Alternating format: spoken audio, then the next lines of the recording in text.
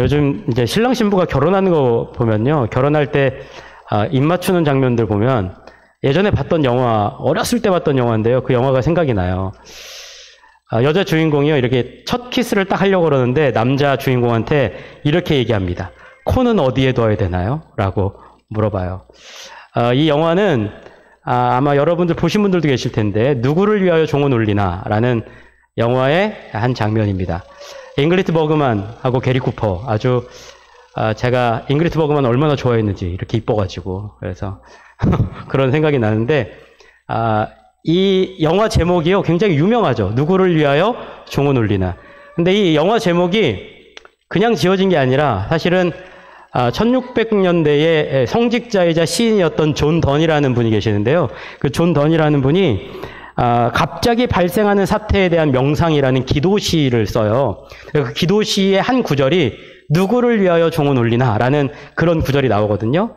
그걸로 이제 이 영화의 제목을 삼은 거죠. 근데 이 영화는 원래 원작이 뭐냐면 어니스트 해밍웨이가 쓴 소설이 원작이에요. 그러니까 해밍웨이가 그 존 던의 시를 읽다가 그 한 구절에 딱 꽂힌 거예요. 한 구절에 왜 꽂혔는가? 사실은 이 존 던이라는 분이요, 자기 두 아이, 그리고 자기 아내를 고열로 잃어버려요. 그러니까 죽습니다. 가족이 다 죽은 거죠. 근데 본인도 고열에 시달리면서 죽는 날을 기다리게 된 거예요. 근데 서양 사람들은 교회에서 종을 치면 이제 누가 죽었을 때 종을 치니까 이게 누워있는데, 고열로 누워있는데 밖에서 종소리가 땡 하고 울린 겁니다. 종소리가 울리니까 또 누가 죽었나 보다. 그래서 자기 옆에서 일을 해주는 소년한테 야, 너 교회 가가지고 누가 죽었는지 좀 알아보고 와라 라고 얘기를 하려다가 문득 딱 생각이 든 겁니다. 종소리가 땡 울리는데 이 종소리가 죽은 자에게만 울리는 것이 아니라 살아있는 나에게 울리는 거구나. 나도 죽을 날이 얼마 남지 않았고 나도 꼭 죽는다는 사실을 알아야 된다라고 종소리를 울리는 것이구나 라는 것을 깨닫게 된 거예요. 그래서 그 누구를 위하여 종은 울리나 라는 시를 쓰게 된 겁니다. 여러분, 오늘도 우리들에게 하나님께서 말씀이라는 종을 울리십니다. 우리들에게 죽는 날이 꼭 있다. 우리들의 인생에는요 꼭 죽는 날이 다가옵니다. 그런데 거기서 멈춘 게 아니에요. 오늘 우리가 읽은 말씀에 보면 죽음 너머에, 죽음 다음에 우리들의 삶에 꼭 무엇인가가 있다. 그 너머에 우리들에게 뭔가 영원한 무엇인가가 기다리고 있다는 것을 오늘 성경이 우리들에게 말씀해주고 있다는 거죠. 자, 말씀을 같이 한번 볼까요? 오늘 우리가 읽은 말씀에 보니까 한 왕이 등장을 합니다. 여러분들이 잘 아는 이집트의 파라오라고 얘기하는 바로 왕이 등장을 합니다. 여러분, 바로는요 그 당시 아프리카 일대를 호령하는 제국의 왕이었습니다. 여러분, 제국의 왕 하면 딱 우리가 겉모습만 보면 얼마나 평강합니까? 말만 하면 다 말 듣고 뭐 오라고 그러면 오고 가라고 그러면 가고 자기 마음대로 다 되잖아요. 그러니까 이 사람 딱 겉으로 보면 아무런 걱정이 없을 것처럼 보입니다. 그런데 오늘 만나는 바로는요 뭘 꿨나요? 꿈을 꿨는데 이 꿈 때문에 도대체 아무것도 못하게 된 그런 상황에 놓이게 된 겁니다. 그래서 바로가 그 말씀의 이야기를 성경이 이렇게 전해주고 있어요. 8절 한번 보시죠. 아침에 그의 마음이 번민하여 사람을 보내어 애굽의 점술가와 현인들을 모두 불러 그들에게 그의 꿈을 말하였으나 그것을 바로에게 해석하는 자가 없었더라 라고 말씀을 하고 있습니다. 여러분, 여기에 오늘 우리가 읽은 말씀에 꿈이라는 단어에 여러분 집중해 보시길 바랍니다. 자, 꿈이에요. 창세기 37장부터 저희가 말씀을 지금 쭉 보고 있는데 37장 시작하면서 뭘로 시작을 하죠? 요셉의 꿈 이야기로 시작을 합니다. 요셉의 꿈은 누가 꾸게 하셨죠? 하나님이 꾸게 하신 꿈이고 그 꿈은 다른 말로 하면 하나님의 계시입니다. 그러니까 하나님의 꿈이에요. 자, 그런데 오늘 우리가 만나는 바로도 꿈을 꿨습니다. 근데 이 꿈은 누가 꾸게 하신 거죠? 하나님이 꾸게 하신 겁니다. 그러니까 지금 꿈을 꿨는데 이 바로라는 제국의 왕이 꿈을 꾸니까 이 꿈 때문에 아무것도 못해요. 꿈 때문에 모든 게 무력해졌습니다. 이 사람 원래 명령하면요 다 들어요. 사람들한테 명령하면 이거 해라 저거 해라 하면 다 듣게 되어 있습니다. 그런데 이 사람이 꿈을 딱 꾸고 나니까 꿈 때문에 아무것도 못해요. 심지어 꿈을 얘기했는데 아무도 풀어주는 사람이 없습니다. 그러니까 이 꿈 때문에 도무지 어떻게 할 바를 모르는 무기력한 상태, 불강력진 상태에 놓이게 되는 겁니다. 또 여러분 잘 생각해 보세요. 이 사람 낮에요. 사람들한테 야, 물 가져와라. 그럼 물 가져올까요? 안 가져올까요? 마음대로 돼요. 자기가 말하면 마음대로 다 됩니다. 그리고요, 이 사람들이 얘기할 때, 왕한테 얘기할 때 왕이 듣고 싶은 얘기만 다 들려주는 거예요. 여러분 이제 제가 예를 들면 군대에 가보니까요, 군대에 상관들이 있어요. 뭐 저는 이제 군종병이었으니까, 뭐 병사로 있었으니까 위에 선임하사들 있고 뭐 장교들 있고, 그러면 뭐 이제 선임하사님들이나 행정관님들 딱 오시면 처음 딱 보자마자 이제 고참들 되면요, 행정관님들이 듣고 싶은 얘기를 들려줍니다. 아, 행정관님 오늘따라 이렇게 젊어 보이십니까? 그러면 되게 좋아하십니다. 내 마음은 전혀 안 그렇지만 그렇다고 하면 되게 좋아하세요. 무슨 얘기냐면 보통 상사들은요, 듣고 싶은 얘기를 다 듣고 살아요. 그죠? 부장님한테도 또 혹은 사장님한테도 보통 얘기할 때 사장님한테 오늘 왜 꼴이 그 모양입니까? 라고 얘기하는 사람은 없어요. 다 오늘 정말 멋지십니다. 뭐 온갖 얘기를 다 해야지 사회생활 하는 거죠. 그러니까 듣고 싶은 것만 듣고 살았다고요. 그런데 오늘 바로가 꿈을 꿨더니, 여러분 꿈에 여러분들이 듣고 싶은 것만 들으시나요? 꿈은요, 불가항력적이에요. 꾸게 되는 겁니다. 뭔가 꿈이 오면 그냥 그걸 받아 안아야 돼요. 바로가 꿈을 꿨는데 이 꿈은 누가 보내신 거라고요? 하나님이 꾸게 하셨다. 그러니까 바로라는 절대자이자 권력자고 자기가 모든 것을 주관하고 내가 모든 것을 조종할 수 있다라고 생각한 이 바로가 꿈을 꿨는데 이 꿈 때문에 아무것도 못한다? 다른 말로 하면 이 꿈을 꾸게 하신 하나님 앞에 바로는 아무것도 아니다라는 것을 성경이 우리들에게 말씀해주고 있다는 겁니다. 여러분, 세상에요, 아무리 자기가 과학기술을 자랑하고 쌓아온 업적을 자랑하고 내가 이만큼 경험을 했고 내가 이만큼 업적을 이뤄놨다고 아무리 자랑한다 한들, 여러분 하나님 앞에서는요, 아무것도 아닌 것을 우리들은 꼭 알아야 됩니다.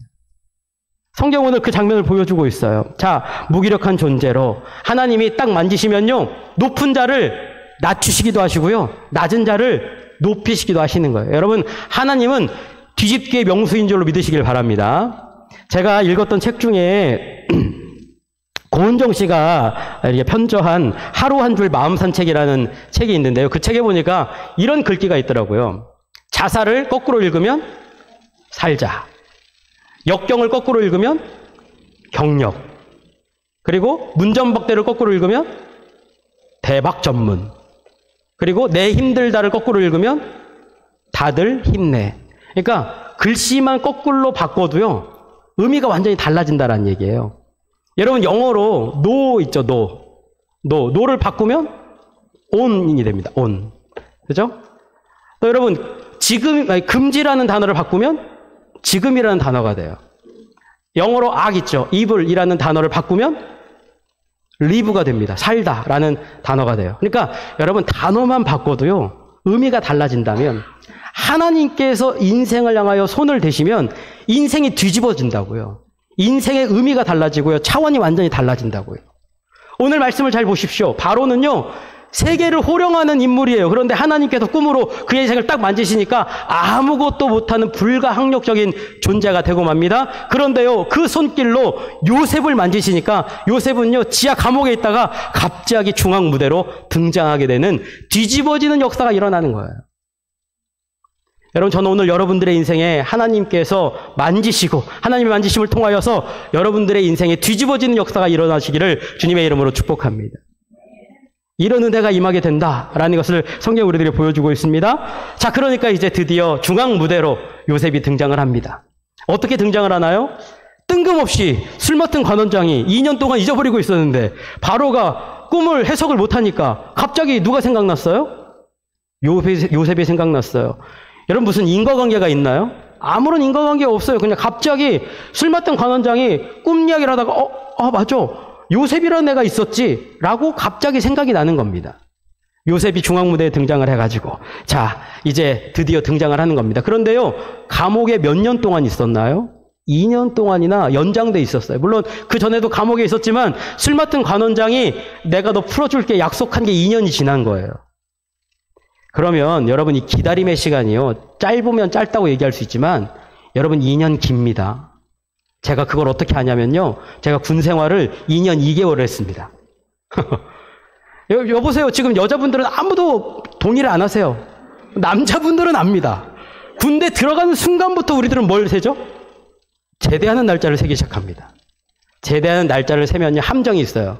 시간이 잘 안 가요. 그러니까 2년이요. 굉장히 긴 시간을 기다리고 또 기다려도 아무 일이 일어나지 않는다면 여러분 저는 제대할 거라도 알고 있죠. 제대할 기약도 없이 그냥 계속 2년을 기다리고 생각해 보십시오. 미래가 불투명하잖아요. 그러니까 얼마나 불안하고 두렵고 떨리겠습니까? 그런데요. 요셉이 그 시간을 보냈다고요. 그런데 제가 이 이야기를 묵상하다가 그런 의문이 들었어요. 하나님 진짜 너무하시지 않나? 아니 그때 술 맡은 관원장이 나가자마자 딱 기억해가지고 2년 안 기다리고 그냥 딱 해결해 주셨으면 좋았지. 그런 생각이 들더라고요. 우리도 그럴 때 있잖아요. 하나님 뭐 기도하면 바로 들어주시면 좋겠는데 기도 응답이 기다리고 또 기다려도 안 될 때가 훨씬 더 많잖아요. 왜 그럴까? 여러분 하나님의 시간표와 인간의 시간표는 좀 다른 것 같아요. 어떻게 다른가? 하나님께서요 꼭 하실 만한 타이밍에 일하시기 시작하신다라는 거예요. 잘 생각해 보십시오. 요셉이 그때 풀려났어요. 2년 전에 풀려나가지고 보디발의 집에 가. 그러면 예전처럼 전권을 쥐고 보디발의 집에서 인정받으면서 살 수 있었을까요? 그 집에 누가 살고 있습니까? 동치마자의 1인자 보디발의 아내가 살고 있습니다. 오로지 대사는 동치마자밖에 없는 그 여자가 거기에 떡하니 기다리고 있으니 그 여자 때문에 그 집에 들어갈 수 있을까요? 없을까요?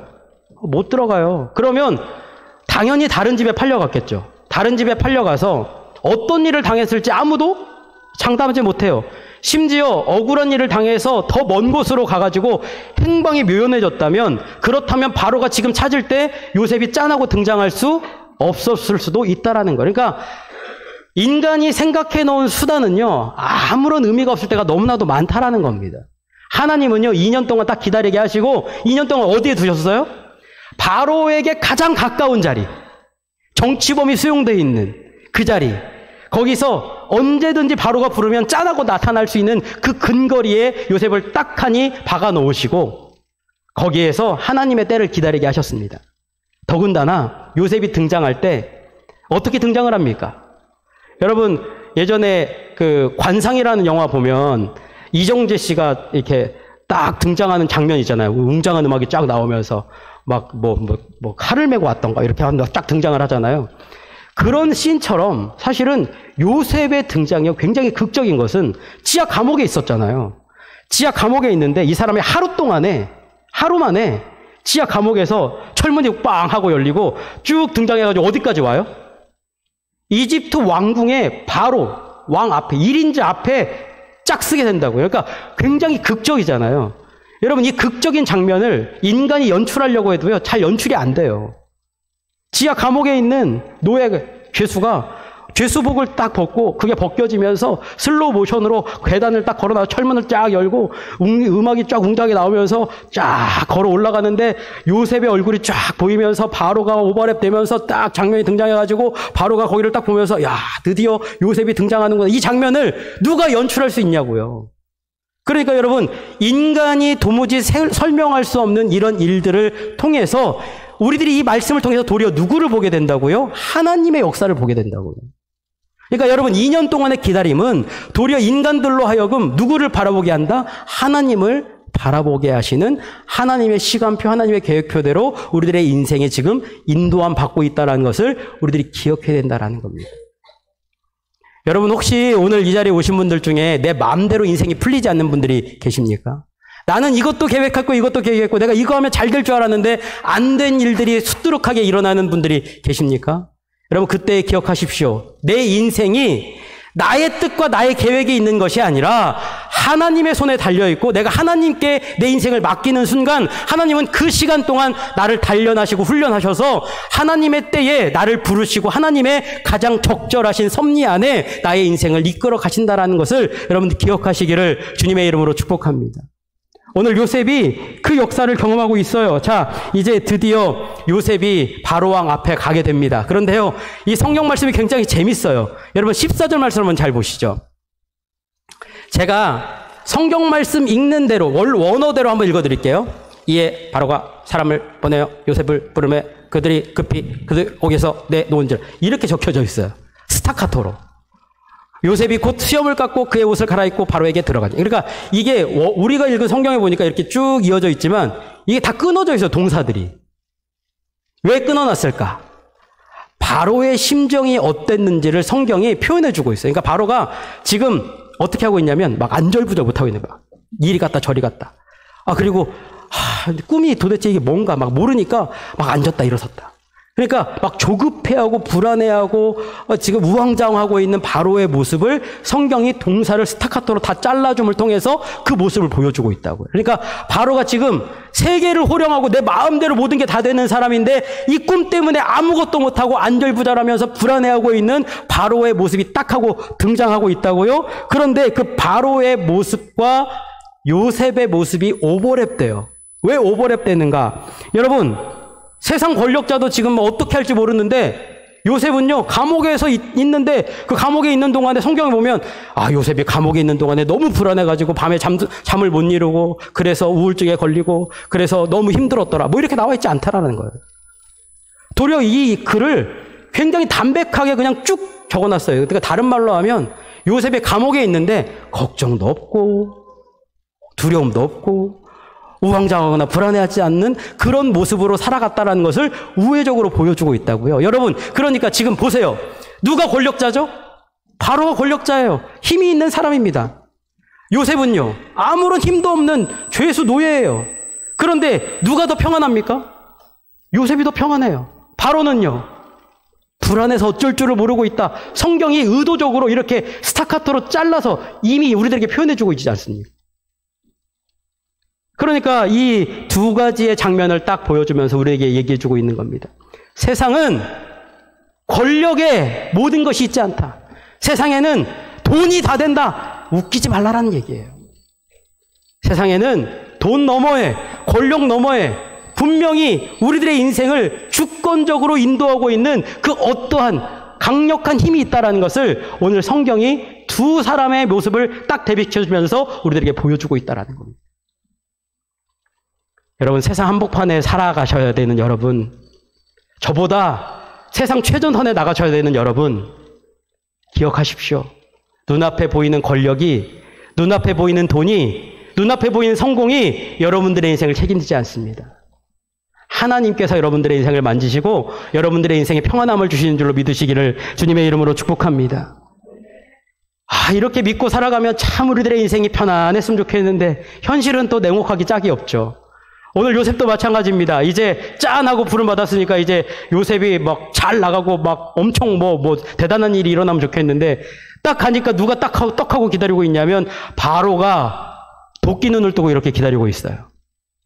그리고 요셉이 짠하고 나오니까 요셉한테 이렇게 얘기합니다. 15절 한번 보세요. 바로가 요셉에게 이르되 내가 한 꿈을 꾸었으나 그것을 해석하는 자가 없더니 들은즉 너는 꿈을 들으면 능히 푼다 하더라 라고 나와 있는데 이게 이제 어조로 보면 어떻게 되어 있냐면 바로가 요셉이 딱 오니까 요셉을 이렇게 봤어요. 딱 보고 네가 꿈을 잘 해석해? 어디? 한번 해석해봐 라고 얘기한 거예요. 우리는 이제 이거를 워낙에 주일학교 때부터 그냥 뭐 동화책처럼 들어가지고 바로가 막 갑자기 네가 막 꿈을 나를 해석해 주는구나 이렇게 알고 있는데 어조로 보면 그런 게 아니에요.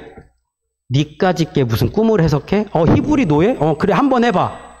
너 이거 못하면 나한테 죽어. 이거예요 지금. 그러니까 여러분 이거 얼마나 지금 가슴 떨리는 상황입니까? 여러분 제가요 뭐 어른 목사님만 만나도요 어른 목사님들 앞에 서면 막 가슴이 떨려요. 아닌 것처럼 이렇게 앉아있지만 어디가 떨릴까요? 다리를 계속 떨고 있는 제 자신을 발견할 때가 있어요. 그러니까 여러분 우리가 조금만 어려운 상대를 만나도요 얼마나 긴장됩니까? 그런데요 지금 죄수 출신의 노예 요셉이 바로왕 앞에 섰다고요. 세계를 호령하는 바로왕 앞에 섰는데 바로왕이 그것도 막 친절하게 대해주는 것도 아니고 그래? 너 어디 한번 해석해봐. 안 하면 넌 죽을 줄 알아. 라고 지금 하고 있으니 사시나무 떨듯 떨리지 않았겠어요? 마음이 막 불안하고 압박감이 엄청나지 않겠습니까? 그런데 성경 말씀해 보니까 제 생각과는 전혀 다른 요셉의 반응이 나왔습니다. 자, 우리가 읽은 말씀 16절 한번 보세요. 요셉이 바로에게 대답하여 이르되 내가 아니라 하나님께서 바로에게 편안한 대답을 하시리이다. 요셉이요, 불안한 기색도 없어요. 그리고 바로가 얘기하니까 떨었다는 얘기도 없습니다. 그리고는 바로를 이렇게 쳐다보면서 이렇게 얘기했어요. 하나님께서 당신에게 편안한 대답을 해주실 겁니다. 라고 담대하게 얘기했다고요. 여러분, 어린 왕자를 쓴 생텍쥐페리라는 작가 아시죠? 이분이 쓴 책 중에 인간의 대지라는 책이 있어요. 인간의 대지라는 책이 어떤 책이냐면 이분이 파리에서 사이공까지 장기 항로를 이제 개발하기 위해서 비행기에 과학자도 태우고 학자들 태우면서 거기를 이렇게 날아갑니다. 날아가는데요. 날아가다가 그때는 기술이 안 좋으니까 중간에 비행기가 추락했어요. 리비아 사막에. 사막에 추락했으니까 이 사람들이 얼마나 이제 어떻게 해야 되나 고민을 했는데 옆에 딱 보니까 떡 하고 과학자가 있어요. 과학자한테 얘기합니다. 과학적으로 분석해가지고 우리가 어떻게 가야 될지 빨리 좀 얘기해달라. 그러니까 과학자가 얘기했어요. 북동쪽에서 바람이 불어오니까 우리가 북동쪽을 등지고 이쪽으로 가면 길이 나올 거다. 라고 얘기를 했어. 그 길로 갔더니 길이 나옵니까? 안 나옵니까? 길을 못 찾았어요.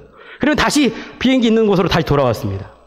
그래가지고 내가 비행기 조종사의 경험으로 보건대 우리가 여기서 이제 빠른 시간 안에 못 나갈 수 있으니 우리가 타고 온 낙하산이 있지. 낙하산을 펼쳐.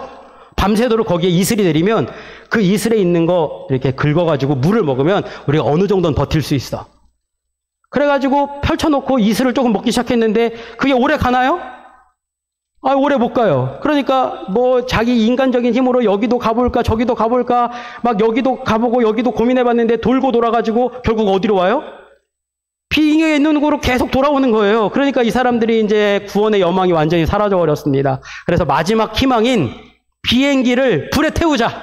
불에 태우면 불을 쓸 수 있는 건 사막에 사람밖에 없으니 지나가던 비행기가 야 저기 사람 있구나. 그러고 우리를 구원해내겠지라고 마지막 희망을 걸어서 불을 태웠는데 하늘을 아무리 봐도 비행기가 안 지나가요.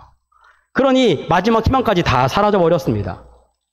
그리고는 이제 드디어 마지막 우리 사막길을 우리가 육로로 걸어가자. 그래서 걸어가기 시작했습니다. 근데 걸어가다가 이 생텍쥐페리의 마음에 갑자기 뭔가 딱 깨달음이 하나 왔어요. 어떤 깨달음이 왔는가? 내가 지금 포기하고 싶은데 지금 집 안에서 라디오를 켜놓고 내가 돌아오기를 기다리면서 가슴이 초조하게 기다리고 있는 나의 아내, 나의 아들, 그리고 나의 친지들, 내 친지들이 나를 기다리고 있는데 그들이 나 때문에 걱정하다가 죽을 수도 있지 않는가? 그들이 나를 구원하는 것이 아니라 내가 살아 돌아가서 그들을 구원해야 되겠다라는 의식의 전환이 와요. 그래서 그 의식의 전환의 힘으로 다시 살아 돌아갔다라는 그런 이야기가 거기에 담겨져 있어요. 여러분, 오스트리아의 정신의학자이자 의사였던 빅터 프랭클이요, 아우슈비츠의 그 수용소에 있으면서 그가 살아남았던 유일한 수단이 뭐였는가? 그가 얘기하냐면 의미에 대한 의지였다라는 거예요. 자기가 인생의 의미가 뭔가, 이 의미를 잃어버리지 않으면 난 살 수 있다라는 그런 마음으로 살았다라는 거예요. 여러분 잘 생각해 보시면요, 인생에 의미가 없으면 사람들은 살아갈 이유를 못 느끼게 돼요. 근데 여러분 오늘 우리가 읽은 말씀에 보니까 요셉이라는 사람이 등장을 했습니다. 근데 이 요셉이요, 누구를 만났는가? 알몸으로 벗겨진 채로 하나님을 만났고 하나님 안에서 내 인생이 하나님의 섭리 안에 있다. 하나님의 함께 하심으로 내 인생은 지금 하나님의 섭리 안에서 형통한 인생으로 나아가고 있다라는 삶의 의미를 깨달았다고요. 어떤 의미? 궁극적인 의미. 사람들이 이해할 수 없는 저 너머의 세계에 있는 아주 영원하고 궁극적인 의미를 깨닫고 나니까 지금 눈앞에 자기보다 훨씬 더 크고 자기보다 훨씬 더 권력자인 바로왕이 눈앞에 있고 그가 도끼 눈을 뜨고 자기를 죽이려고 한다 할지라도 거기에 흔들림이 없어요. 왜냐? 나에게는 하나님이 계시니까. 나에게는 나의 인생의 모든 주권자이신 하나님이 계시니까 나는 그거에는 더 이상 두려워하거나 불안하지 않을 수 있는 그런 능력이 그에게 생기게 됐다라는 것이죠. 저는 오늘 우리 하나교회 성도님들이요, 세상을 나아갈 때 궁극적인 의미를 깨닫는 자들이 되시기를 주님의 이름으로 축복합니다. 하나님께서 나의 인생을 주권적으로 만지시며 형통하게 하신다. 하나님이 함께 하시면 된다라는 그런 믿음으로 우리 나아갔으면 좋겠다라는 거죠. 자, 그래서 요셉의 이야기를 한번 잘 보세요. 요셉이 바로한테 가가지고요, 어떤 얘기를 합니까? 자, 16절 한번 보세요. 하나님께서 바로에게 대답을 하시리이다. 25절. 요셉이 바로에게 아뢰되 바로의 꿈은 하나라. 하나님이 그가 하실 일을 바로에게 보이심이니이다. 32절. 바로께서 꿈을 2번 겹쳐 꾸신 것은 하나님이 이 일을 정하셨음이라. 하나님이 속히 행하시리. 지금요, 바로는 꿈 해몽이 더 중요해. 야, 꿈 해석이나 빨리 해줘. 그래서 내가 꿈에서 해결받고 제국을 다시 다스리는 주권자로 모든 삶을 내가 조종할 수 있다라는 내 삶의 주인으로 내가 서기를 원한다라고 요셉을 윽박지르고 있는데, 요셉은 바로한테 뭘 얘기하고 있냐면 하나님을 얘기하고 있다고요. 바로에게 하나님을 소개하고 있다고요. 바로 왕이시여, 눈앞에 보이는 꿈 해몽이 중요한 것이 아니라 당신이 하나님을 아는 것이 중요합니다 라고 얘기하고 있다고요. 여러분, 돈의 흐름을 아는 것보다, 세상 성공의 방법을 아는 것보다, 인맥을 알고 인맥을 깨닫고 그래서 저 사람이 나를 끌어주는 것, 그걸 아는 것보다 더 중요한 게 있습니다. 나의 궁극적이고 영원한 실제이며 나의 인생을 책임지시고 지금도 나의 인생을 형통하게 만들어 가시는 나의 주권자 되신 하나님을 아는 것이 가장 중요한 것을 여러분들 아시기를 주님의 이름으로 축복합니다. 오늘 바로가요, 요셉을 통하여서 지금 뭘 듣고 있는가? 하나님에 대한 소식을 듣고 있다고요. 제가 마음의 감동을 받은 것은요, 요셉이 꿈을 해몽한 것이 중요한 것이 아니라 요셉이 꿈 해몽이라는 도구를 통하여서 누구를 소개하고 있습니까? 하나님을 소개하고 있다고요. 성경이 우리들에게 보여주고 있는 중요한 장면은요, 바로 그거예요. 요셉이 바로에게 하나님을 이야기하고 있다. 우리들의 인생도 마찬가지입니다. 여러분들의 인생은요, 하나님 손에 달려 있어요. 하나님의 손길에 여러분들을 딱 붙잡으시고 여러분들 통해서 하나님을 전할 수 있도록 하나님이 여러분들을 지금 붙들고 계시다라는 겁니다. 저기 서울 서촌에 가면요, 서촌에, 여러분 서촌 가보시면 거기 통인시장도 있고 맛있는 음식점들이 굉장히 많습니다.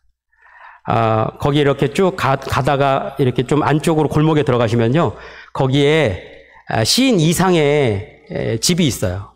가보신 분들 계시겠지만 거기에 이제 뭐 한 기업이 투자를 해가지고 이제 되게 현대식으로 바꿔놨잖아요.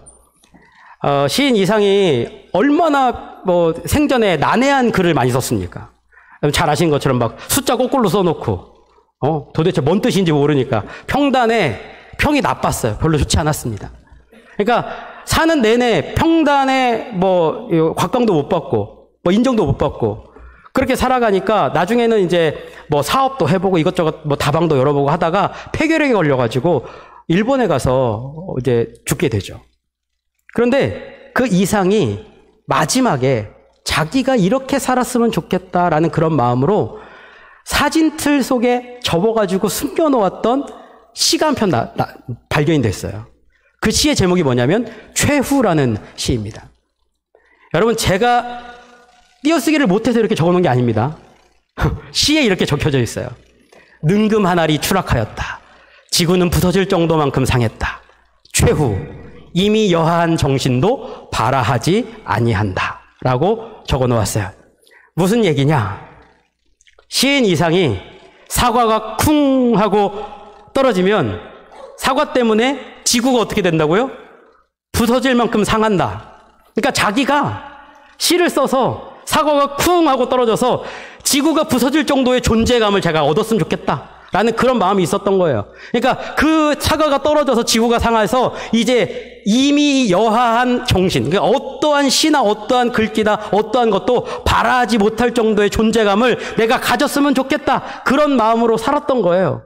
인정받았으면 좋겠다, 그런 마음으로 살았던 거죠. 그런데 사는 내내 한 번도 인정받지를 못한 겁니다. 천재라고 사람들이 얘기는 했지만 씨를 인정해주지 않는 거예요. 그러니까 그런 존재감을 얻었으면 좋겠다라는 거죠.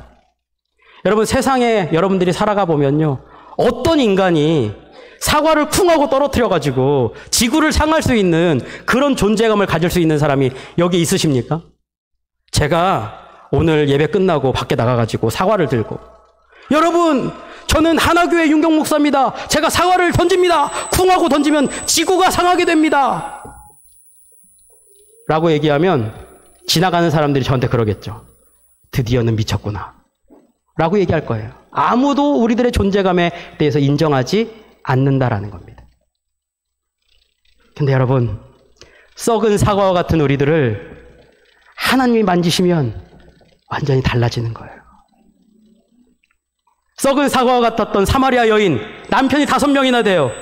버림받고 비참하고 누구도 인정하지 않았던 이 여인이 예수님을 만나고 나니까 예수님을 전하는, 정말로 세상을 바꿀 수 있는, 사과가 쿵하고 떨어지는 존재감 있는 여인으로 바뀌지 않았습니까?